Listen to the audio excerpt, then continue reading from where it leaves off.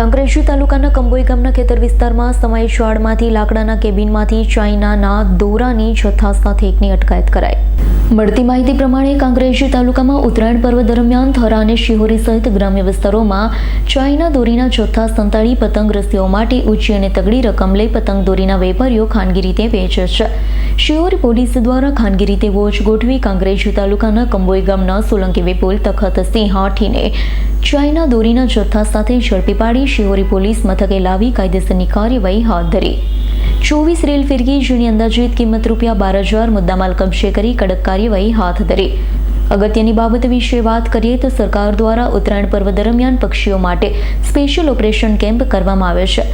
જીવદયા પ્રેમીઓ પણ ઉત્તરાયણ પર્વ દરમિયાન પક્ષીઓ માટે જોખમી ચાઇનાના દોરી તેમજ આકાશમાં ઉડતા પક્ષીઓને બચાવવા માટે અભિયાન ચલાવી રહ્યા છે.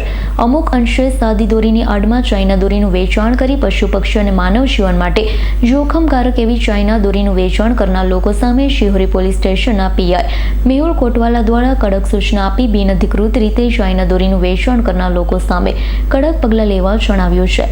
શિહોરી પોલીસ દ્વારા ખાનગી રીતે તપાસ કરતા કંબોઈ ગામના ખેતર વિસ્તારમાં આવેલ સમાયેલ શાળમાં એક યુવાન પોતાના કેબિનમાં ખાનગી રીતે ચાઇનીઝ દોરીનો જથ્થો રાખી વેચાણ કરતો હોવાની માહિતી મળતા પોલીસ કોન્સ્ટેબલ સંજયસિંહ વાઘેલા, પીસી મહેશભાઈ પરમાર, પીસી નરસિંહભાઈ પરમાર, પીસી સેવંતીભાઈ દ્વારા રેડ કરી ચાઇના દોરીનું વેચાણ કરનાર વિપુલસિંહ સોલંકી ચાઇના દોરીના 24 ફિરકી સાથે ઝડપી પાડ્યા છે. દોરીના વેચાણ ઉપર પ્રતિબંધ હોવા છતાં તેનું વેચાણ કરવા અન્ય કલમો હેઠળ કાર્યવાહી હાથ ધરાઈ. કરસનસિંહ સોલંકીનો રિપોર્ટ, S9 ન્યૂઝ, કાંકરેજ.